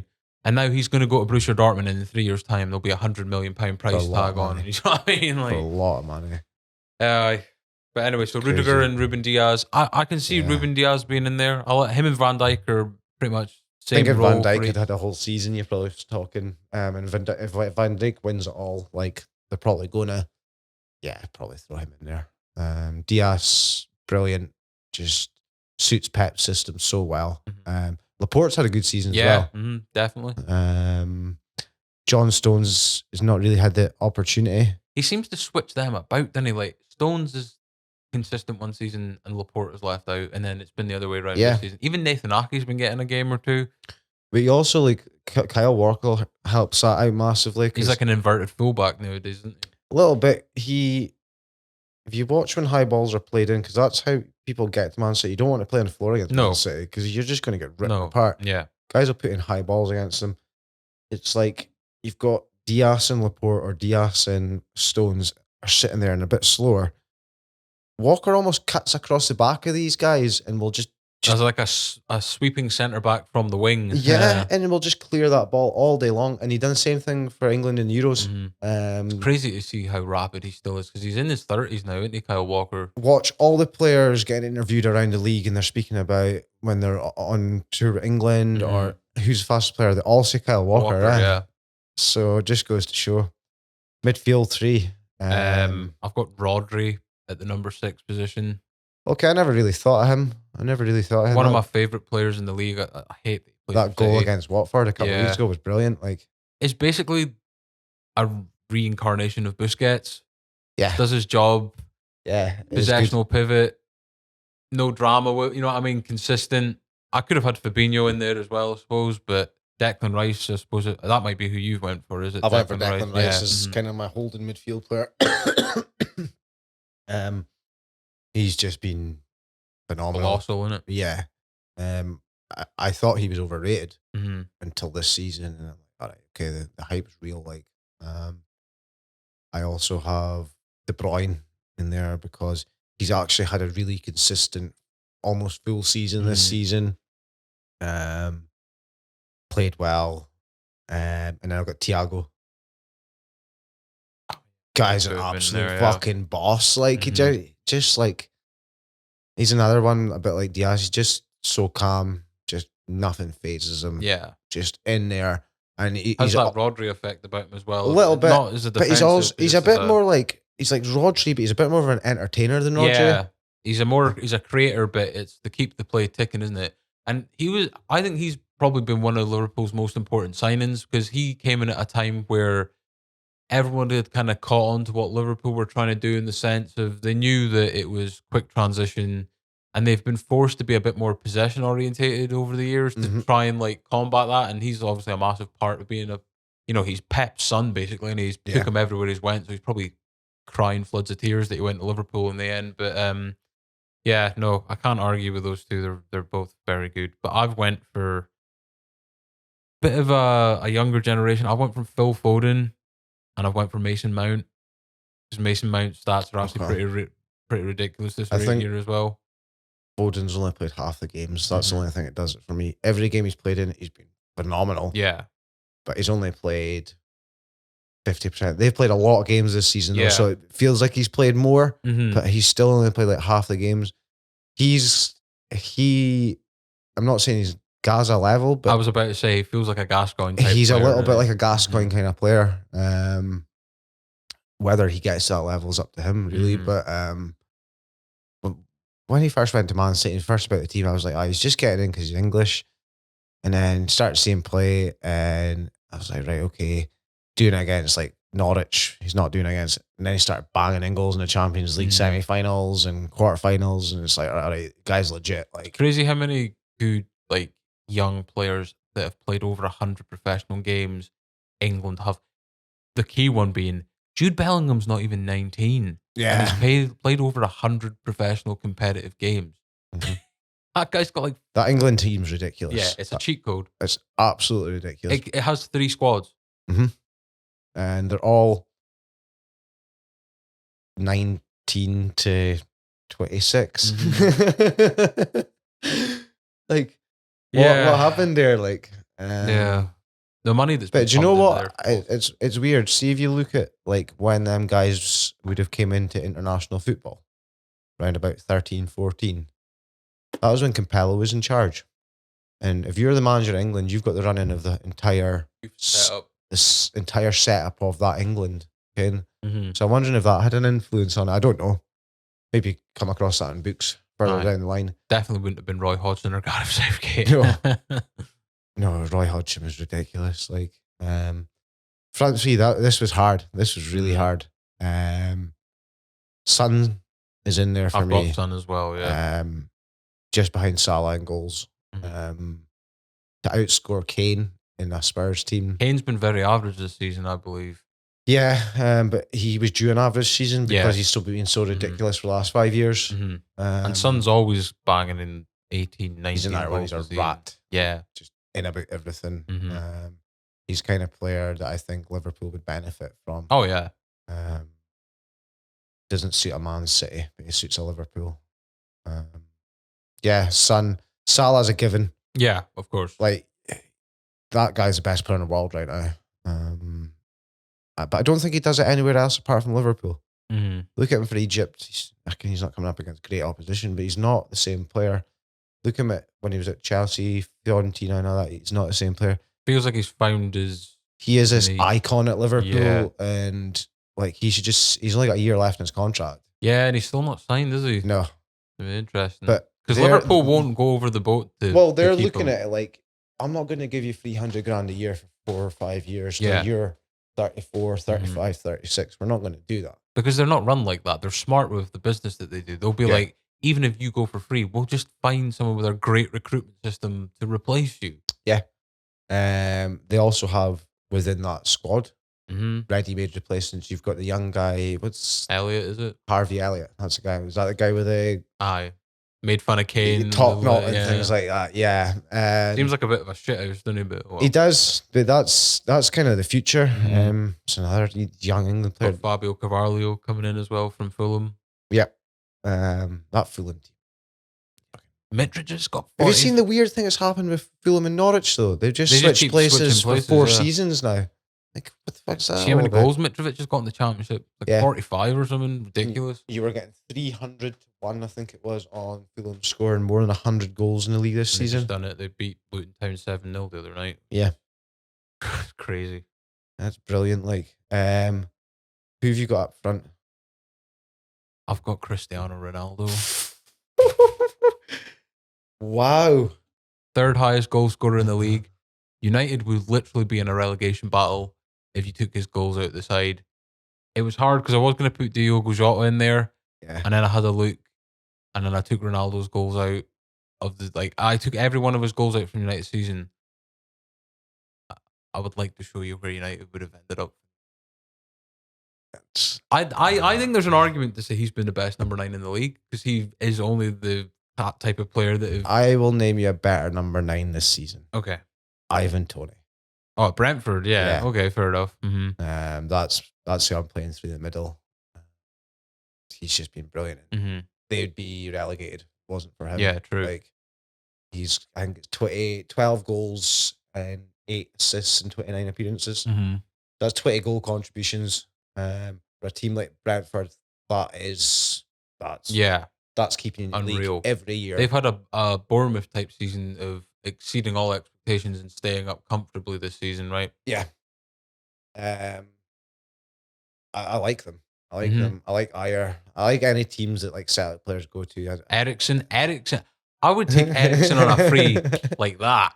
It's weird because all my Football Manager saves, he always goes to Man United in the end. Always goes to Man United, but I think he's a fan, Man United fan possibly.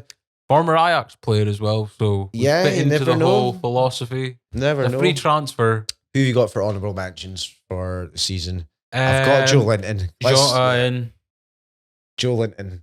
Joe Linton. That is just like, that is story of the season. That is the craziest thing of all time. Someone do not drug test that guy. No. Do not let him need a drug test. So how can you go from the worst striker in the league to the best box-to-box midfielder that's ever lived? Yeah, he's like Kante levels. Yeah, like unbelievable. And he scored more goals from playing in a further back position. It's crazy. That kind of leads you on Eddie Howe manager. My manager of the season. I agree Eddie with that Howe. 100%. Like 100%. They were dead and buried when he went in there. Yeah. Everyone was like, Newcastle are going to be signing Mbappe. In the first 2 games as well, I thought, it's a mistake. I was like, they're going to have Mbappe and they're going to be playing him at Rotherham away next year. That's going to be hilarious, but they've stayed up. Do you think, because I do believe they're going to punt him off at some stage for a bigger name manager, Newcastle. That's interesting. I didn't even think about that. Like. But do you think he deserves like a full season, or do you think they'll be cutthroat and just be like 100%? Like give him a 5-year, because that's what the thing at Celtic was. He came in with this 5-year plan of what he was going to do, and it turns out his backroom staff didn't want to move with him, and that's what kind of shagged it all. Cut the deal. They like, I'm glad it's worked out for the better now. But yeah, so he's probably went into that interview with a bit of a, if not a 5-year plan, at least a 3-year plan. Or 1-season plan. Just to emphasize how rich Newcastle are, they signed Chris Wood for £20 million, right? Chris Wood is not going to be part of that Newcastle team for long. They specifically spent 20 million quid to weaken a relegation rival. That's how rich they are. Yeah. That's all the reason that they bought Chris Wood. It's disgusting, You know? Same as Dan Burn at Brighton. It's like, right, we're going to take him. It looks like who do you think will go to Newcastle realistically this summer? Because like, you can speak about Mbappe's and Messi's. No, it's not going to be Mbappe or Messi. So like, let's look at realistic. I'm looking at players who want away from teams in the Premier League. I'm looking at the French league as well. If you look at Bruno Guimaraes, they've brought in. Yeah, you could see the likes of Lucas Paqueta. You could see the likes of what's the other? Players Renato like Sanchez and Ndombele coming back. Fekir at Betis. Yeah, Portuguese league possibly. There's a lot of. I can't see, like, there's been word of Morelos going. And I think he'll go this summer, and I think it'll be about 10 million. Maybe even someone like a Darwin Núñez from Benfica. He's a filthy player. Like he's proper good. You ever seen Scamacca at Sassuolo? 6'5". Oh, no, I tagged you in Lorenzo Luca as well. Yeah, 6'7". He's at Pisa just now. You've got Benjamin Sesko, Salzburg, 6'5". Patrick Schick. Newcastle tried to sign him in January. I bet they'll go for him again. I was on the Celtic forums 2 nights ago, and somebody's like, "Oh, who should we get in?" Someone's like, "Oh, Patrick Schick." I was like, "Fuck, 50 right. million quid, mate. Fuck right off." Third highest scorer in the Bundesliga. You think we're getting him? You're having a laugh. Oh, like, Jesus. We're on about signing a guy from Bodo Glimt, some attacking midfielder or something like that. That was the thing that I was saying the other day when me and Jamie were talking about Scottish teams and that. When I first started watching football, like the turn of the millennium and whatnot, Celtic and Rangers were shopping in the same market as Man United, Arsenal, and Liverpool were. Yeah. And obviously the game has just totally changed with the TV money. Man U, Arsenal, and Liverpool were shopping at Celtic and Rangers. Yes. It doesn't happen anymore. It's Southampton and Newcastle, and well, maybe not Newcastle now. Brentford, Palace. That's who's shopping at Celtic and Rangers now, and that shows the difference. Honourable mention: Conor Gallagher at Palace has had a really good season. Yeah, and I think he starts for England. do you think he'll start at Chelsea when he goes back? No, it doesn't really fit the Chelsea system, does he? Because they play like the I don't think that manager's staying there for long. They've just been bought, haven't they? 2.5 billion. Too cool. 2.5 billion, the highest ever purchase for a sports team in history. And it is. Is it the Lewis Hamilton consortium that's bought? Well, not Lewis Hamilton, but it's a bunch of them. don't know, but there's a guy called Goldstein involved who is something to do with the royal family. Oh, So interesting. yeah, 2.5 billion, and it doesn't go to Abramovich; it goes into a frozen bank account. Aye, because he's all been sanctioned. Jesus. But So, aye. Well, that was very enjoyable. yeah, that was interesting. We've got like we're kind of on the same page with a lot of that, but Yeah. like it's interesting to hear, like, because I suppose I'm an absolute pig for just like sticking to big games when I'm watching, not so much the SPL, because I watch pretty much all Scottish That football, games, yeah. just Scottish football. Oh, Scottish football in general. I watch Hibs Hearts. I watch Dundee United. I quite like them games.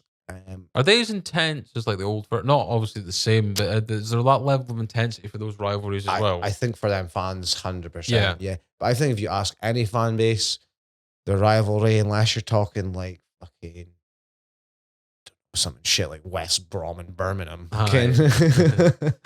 I think any fan base will say that their rivalry is the biggest. What I want to see going, right? And I've got nothing against, and I've been to watch Elgin City hundreds of times in my life. I've spent so much money. I've got Elgin City tops, but I would love Elgin City to go back down to the Highland League.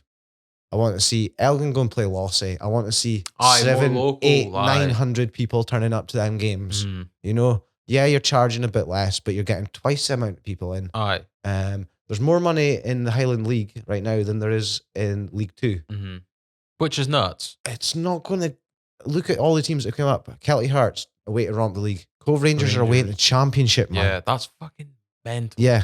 That's one league away from the top league. SPFL. Yeah. They're a team that's like based. Just can you imagine that them in Aberdeen? Yeah, like what the fuck happened there? Like Ross County, Mm-hmm. they came up. Ross County and Cully came up at the same time as Elgin. That was the 3 teams that were promoted. They've both been to the SPFL. Highest we've ever finished 4th. Yeah, in that lowest league. We've never had the investment. Did you hear about the potential investor we got years ago? Yeah, there was rumors of it. It never came to fruition though. It's because the guy owned a porn company. Oh, okay. So wasn't the fake taxi guy, was it? 5 million. No, I've heard about that. Like, I don't know nothing about that. No, that's a conspiracy theory. Yeah, a guy owned a porn company. It was in the Sun newspaper. Was going to buy over Elgin City, but because Elgin City are so like prim and proper and didn't want nothing to do with this guy. Porn. Yeah. Douglas. What is this? Douglas Ross is like, oh, again. They turned it down. Like, so imagine what like a team like that could do with 5 million quid. Yeah. Like years ago, I like cheat on Football Manager and throw Elgin 10 million quid now and again, and it's quite interesting what happens to them. You know. It's never going to happen, though, is it? But that is a good idea, though, because I remember I used to go watch Lost of Games once upon a time ago. But a nice... Until they started charging 50 quid for a curry and a ticket to the game. A pie that's like cold in the middle, like someone stabbed an ice pick through it. But I remember I went to watch Lossy against Bucky, right? November, it was like freezing cold. And basically there's a seating section meant to be for home support, and then there's like a standing section the other side for the away section. But a lot of people didn't really follow those type of rules, right? I remember this old guy came by with the seats like full out because Lossy Bucky was a big game. We always got humped, but it was just like Bucky had a big time. We're gonna beat them. Fucking seaside town versus seaside town. We can see you from here. Who's got the more brutal seagull problem? And I remember this old guy sat behind me and he was like rubbing his hands like, come on, Bucky. And then like the whole kind of, not like anything was going to happen, but it was like the bollocks on you. There's, did you see the Bucky Thistle goal from a couple of months ago, the overhead kick? 89th minute. Yeah. Should be up for a Puskás award, that shit. Like, that's unbelievable. I know. Can we just get a quick mention about goal of the season? Yeah. What has been your goal of the season like? Because there's been quite a few absolute crackers. Yeah. For me, we're talking the volley in the Europa League a couple of weeks ago by... Oh. It's going to annoy me now. Team? Do we know the team? French team, Payet. You see Dimitri Payet. Dimitri Payet, Yeah. Mhm. His volley, that was just like, he just hit it first time. Like, Yeah. on a half volley, like from 35 yards out from a corner. That's minging, mate. That's Yeah, absolutely crazy. disgusting. Like, I suppose I've kind of put ourselves on the spot with that one, haven't I? Yeah, that's probably my goal of the season. We'll go with Dimitri Payet in the Europa League, and it's not because we can't think of any others. But speaking of first time volleys, do you remember the Liverpool Tottenham game where Wanyama came out of nowhere and just fucking pinged one? He would come out, he'd pop up a goal now and again. Yeah. I think he scored against Barcelona. Header. And Yeah. Tony Watt scored the winner. I mind that. I always laugh when I see Tony Watt's name coming up because it's TWT dot Watt, so it spells twat. Yeah. He's got his own YouTube channel. As Yeah, well, I've seen that. I've seen that. Like have you heard the latest Open Goal as well? So No. Open Goal, it's a farce, mate. You're an absolute farce, Simon Ferry. What was Cy Ferry done? I'm only joking. I absolutely love Cy Ferry and Slaney and all Holiday and that. But Cy Ferry has taken the Broomhill FC job. Right. And now Open Goal are like this massive sponsors of Broomhill FC. Oh, so there's a bit of a manipulation. And there's now like a Amazon type documentary through Open Goal on Broomhill FC. Jesus. And so they're basically dropping the nuts with funding into it. Yeah. And there's not been like an interview on Open Goal in about 3 months. But they've just been focusing all on Broomhill. Well, they've been had podcasts, but they've not had like a genuine guest on interview in months. Like, so I get they done the whole tour with the Euro thing, they done the bus and that. But yeah, they've just kind of thrown everything into it. He's left Peterhead, he's joined this Broomhill FC. And now there's this whole media push towards them all around Open Goal. Would have been awesome if they'd done it for Elgin, though, wouldn't it? Yeah. I can't believe he was at Peterhead as well. Like, I know, that's crazy, yeah. Because he was a Celtic youth player as well at one point, wasn't he? Played for the couple of teams for the first game. Mm-hmm. Yeah. Yeah. Slaney on that podcast is just disgustingly funny. Like, I do like the interviews that they do. Like, I remember I tried to watch one with I think it was Kenny Miller because I wanted to hear why he went to Celtic and whatever. I wanted to hear it from the horse's mouth. Other than him just having absolutely no loyalty to either. Because here's the thing, right? I'm sure Rangers fans love Kenny Miller. They've got every right to do so.